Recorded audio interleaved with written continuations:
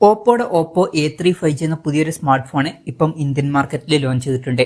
ഈ ഒരു smart phone 16,000 രൂപ പ്രൈസ് റേഞ്ചിലായിട്ടാണ് ഇന്ത്യൻ മാർക്കറ്റിൽ ലോഞ്ച് ചെയ്തിരിക്കുന്നത്.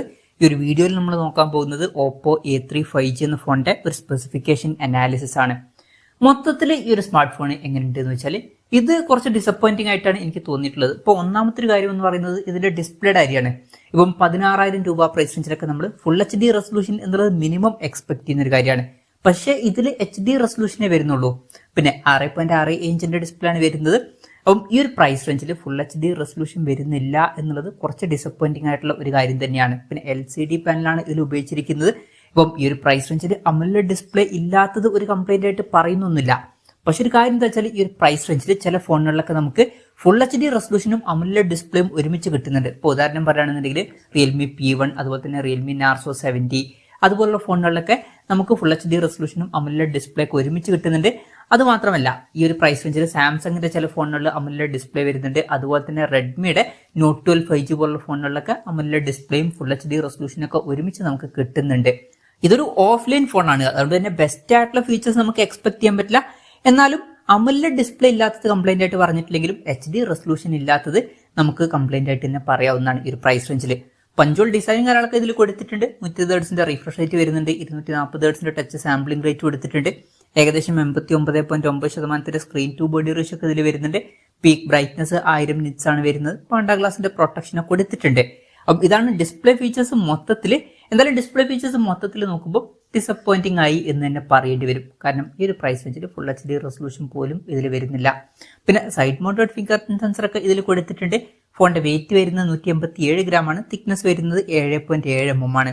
പിന്നെ MIL STD 810Hന്റെ സർട്ടിഫിക്കേഷനും കാര്യങ്ങളൊക്കെ ഈ ഫോണിൽ വരുന്നുണ്ട്. അത് നല്ലൊരു കാര്യം തന്നെയാണ്. ഈ ഒരു സർട്ടിഫിക്കേഷൻ എന്ന് പറയുന്നത് പൊതുവെ ബിൽഡ് ക്വാളിറ്റിക്ക് ലഭിക്കുന്ന ഒരു സർട്ടിഫിക്കേഷൻ ആണ്. അപ്പം അത്യാവശ്യം നല്ല സ്ട്രോങ് ആയിട്ടുള്ള ഒരു സ്മാർട്ട് ഫോണൊക്കെ തന്നെ ആയിരിക്കാനാണ് സാധ്യത ഈ ഒരു ഫോണ്. പിന്നെ ഈ ഒരു ഫോണിന്റെ ഓഷ്യൻ ബ്ലൂ അതുപോലെ തന്നെ നെബുല റെഡ് എന്നീ കളർ വേരിയൻസ് ആണ് ഇപ്പോൾ ലോഞ്ച് ചെയ്തിരിക്കുന്നത്. ഇനി പ്രോസസറിന്റെ കാര്യത്തിലോട്ട് വരികയാണെന്നുണ്ടെങ്കിൽ MediaTek Dimensity 6300 എന്ന പ്രോസസറാണ് ഈ ഫോണിൽ വരുന്നത്. ഇപ്പം 16,000 രൂപ പ്രൈസ് റേഞ്ചിൽ ഇത് മികച്ചൊരു പ്രോസസറാണെന്ന് വെച്ചാൽ അങ്ങനെ മികച്ചൊരു പ്രോസസർ എന്നൊന്നും പറയാൻ പറ്റില്ല. ജസ്റ്റ് ആവറേജ് ആയിട്ടുള്ള ഒരു പ്രോസസർ മാത്രമാണ്. ഇപ്പം ഈ ഒരു പ്രൈസ് റേഞ്ചിലൊക്കെ ഇതിനേക്കാൾ ബെറ്റർ ആയിട്ടുള്ള പ്രോസസറുമായിട്ട് വരുന്ന ഫോണുകളൊക്കെ വരുന്നുണ്ട്. ഇപ്പോൾ ഉദാഹരണം പറയുകയാണെന്നുണ്ടെങ്കിൽ നമ്മൾ നേരത്തെ പറഞ്ഞിട്ടുള്ള റിയൽമി P1 അതുപോലെ തന്നെ നാർസോ 70 എന്നീ ഫോണുകളിലൊക്കെ ഇതിനേക്കാൾ ബെറ്റർ ആയിട്ടുള്ള MediaTek Dimensity 7050 അതുപോലുള്ള പ്രോസസറൊക്കെ വരുന്നുണ്ട്. അതുപോലെ തന്നെ സ്നാപ്ഡ്രാഗൺ 6 Gen 1 പോലുള്ള പ്രോസസറുമായിട്ട് വരുന്ന ഫോണുകളൊക്കെ വരുന്നുണ്ട്. അപ്പം പ്രോസസർ അത്ര മികച്ചതല്ല, പക്ഷെ ഇതൊരു ഓഫ്ലൈൻ ഫോണാണ്. അതുകൊണ്ട് തന്നെ ബെസ്റ്റ് ആയിട്ടുള്ള ഫീച്ചേഴ്സ് എക്സ്പെക്ട് ചെയ്യാൻ പറ്റില്ല. അപ്പം ആ ഒരു കാര്യം കൺസിഡർ ചെയ്യുമ്പോൾ തരക്കേടില്ലാത്തൊരു പ്രോസസർ എന്ന് പറയാവുന്നതാണ്. പക്ഷേ ശ്രദ്ധിക്കേണ്ട ഒരു കാര്യം എന്താ വെച്ചാൽ ഇതിൽ LPDDR4Xന്റെ റാമും eMMC 5.1 സ്റ്റോറേജ് ടൈപ്പാണ് കൊടുത്തിരിക്കുന്നത്. ഇപ്പം ഈ ഒരു പ്രൈസ് റേഞ്ചിലൊക്കെ നമ്മൾ UFS 2.2 സ്റ്റോറേജ് ടൈപ്പ് എക്സ്പെക്ട് ചെയ്യുന്നുണ്ട്. ഈ ഒരു ഫോണിൽ അത് വരുന്നില്ല. ഇപ്പം eMMC 5.1 സ്റ്റോറേജ് ടൈപ്പ് എന്നൊക്കെ പറയുന്നത് നമ്മൾ 10,000 രൂപയ്ക്ക് താഴെ വരുന്ന ഫോണുകളിലാണ് എക്സ്പെക്ട് ചെയ്യുന്നത്. ഈവൻ 10,000 രൂപയ്ക്ക് താഴെ തന്നെ പല ഫോണുകളിലും UFS 2.2 സ്റ്റോറേജ് ടൈപ്പ് വരുന്നുണ്ട്. അപ്പം അത് കുറച്ച് ഡിസപ്പോയിന്റിംഗ് ആയി എന്ന് പറയേണ്ടി വരും. പിന്നെ 5G സപ്പോർട്ടൊക്കെ ഉണ്ട്. 8 5G ബാൻഡ്സ് ആണ് വരുന്നത്. പിന്നെ ഈ ഫോണിൽ 6GB റാമും 128GB ഇന്റേണലാണ് കൊടുത്തിരിക്കുന്നത്. മെമ്മറി എക്സ്പാൻഡ് ചെയ്യണമെന്നുണ്ടെങ്കിൽ മെമ്മറി കാർഡ് സ്ലോട്ടും കാര്യങ്ങളൊക്കെ വരുന്നുണ്ട്. അതുപോലെ തന്നെ റാം എക്സ്പാൻഷൻ പോലുള്ള ഫീച്ചേഴ്സും കാര്യങ്ങളൊക്കെ ഇതിൽ വരുന്നുണ്ട്. അതായത് എക്സ്ട്രാ റാം വേണ്ട സമയത്ത് ഇന്റേണൽ മെമ്മറിയിൽ നിന്ന് കുറച്ച് മെമ്മറി എടുത്തിട്ട് അത് റാം ആയിട്ട് യൂസ് ചെയ്യുന്നതായിരിക്കും. പിന്നെ ഇതിൽ സിംഗിൾ സ്പീക്കറേ വരുന്നുള്ളൂ. 16,000 രൂപ പ്രൈസ് റേഞ്ചിൽ വരുന്ന ഒരു ഫോണിൽ നമ്മൾ സ്റ്റീരിയോ സ്പീക്കേഴ്സ് എക്സ്പെക്ട് ചെയ്യുന്നുണ്ട്. പക്ഷെ സിംഗിൾ സ്പീക്കറേ ഇതിൽ വരുന്നുള്ളൂ. അതും കുറച്ച് ഡിസപ്പോയിന്റിംഗ് ആയി എന്ന് പറയേണ്ടി വരും. 3.5 mm ഓഡിയോ ജാക്ക് ഈ ഫോണിൽ വരുന്നുണ്ട്. Android 14 ബേസ് ആയിട്ടുള്ള കളറോയ് സോഫ്റ്റ്വെയർ ആണ് ഈ ഫോണിൽ വരുന്നത്. ക്യാമറയുടെ കാര്യം പറയുകയാണെന്നുണ്ടെങ്കിൽ ഫോണിന്റെ പിന്നിൽ ഡ്യുവൽ ക്യാമറ സെറ്റപ്പാണ് കൊടുത്തിരിക്കുന്നത്. 50 മെഗാ പിക്സലിന്റെ f1.8 അപ്പേഴ്സിൽ വരുന്ന മെയിൻ ക്യാമറ സെൻസർ ഈ ഫോണിൽ കൊടുത്തിട്ടുണ്ട്. പിന്നെ രണ്ടാമത് 2 മെഗാ പിക്സൽ ഒരു പോർട്രേറ്റ് ലെൻസും വരുന്നുണ്ട്. അപ്പം ഇതിൽ അൾട്രാ വൈഡ് ആംഗിൾ ലെൻസ് ഒന്നും വരുന്നില്ല. പക്ഷെ ഇതൊരു ഓഫ്ലൈൻ ഫോൺ ആണ് എന്നുള്ള കാര്യം കൺസിഡർ ചെയ്യുന്നതുകൊണ്ട് തന്നെ അത് നമ്മൾ വലിയൊരു കംപ്ലൈന്റ് ആയിട്ട് പറയുന്നില്ല. പിന്നെ ഫ്രണ്ടിൽ 5 മെഗാ പിക്സലിന്റെ f2.2 അപ്പേഴ്സിൽ വരുന്ന സെൽഫി ക്യാമറ ആണ് വരുന്നത്.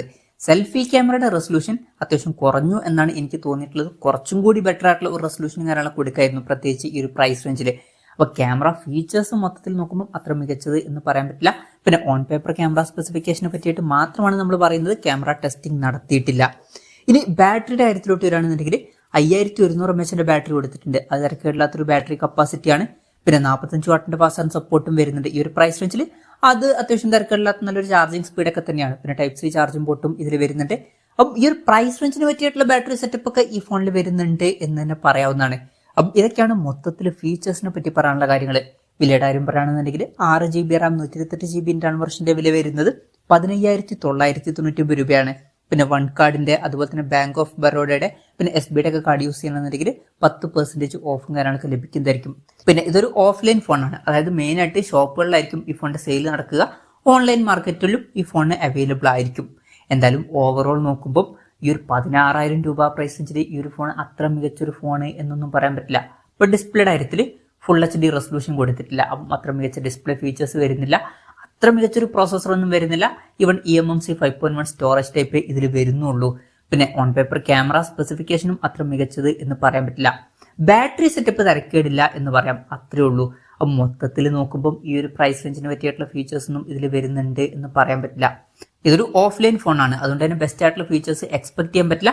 എന്നാലും ഇവൺ അറ്റ്ലീസ്റ്റ് അവർക്ക് ഈ ഒരു പ്രൈസ് റേഞ്ചിൽ AMOLED ഡിസ്പ്ലേ കൊടുത്തിട്ടില്ലെങ്കിലും ഫുൾ HD റെസൊല്യൂഷൻ കൊടുക്കായിരുന്നു. അതുപോലെ തന്നെ UFS 2.2 സ്റ്റോറേജ് ടൈപ്പും അവർക്ക് കൊടുക്കായിരുന്നു.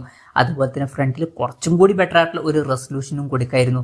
അപ്പം മൊത്തത്തിൽ കുറച്ച് ഡിസപ്പോയിന്റിംഗ് ആയി എന്നാണ് എനിക്ക് തോന്നിയിട്ടുള്ളത്. ഇനി ഇതിന് പകരം ഏതൊക്കെ ഫോണുകൾ എടുക്കാം എന്ന് വെച്ചാൽ ഇപ്പം Realme Narzo 70, അതുപോലെ തന്നെ Realme P1 ഇതുപോലുള്ള ഫോണുകളൊക്കെ നോക്കാവുന്നതാണ്. അപ്പം അതിലൊക്കെ നമുക്ക് ഫുൾ HD റെസൊല്യൂഷനും AMOLED ഡിസ്പ്ലേയും ഇതിനേക്കാൾ ബെറ്റർ ആയിട്ടുള്ള ക്യാമറ സ്പെസിഫിക്കേഷനും ഇതിനേക്കാൾ ബെറ്റർ ആയിട്ടുള്ള ഒരു പ്രോസസ്സറും കാര്യങ്ങളൊക്കെ വരുന്നുണ്ട്.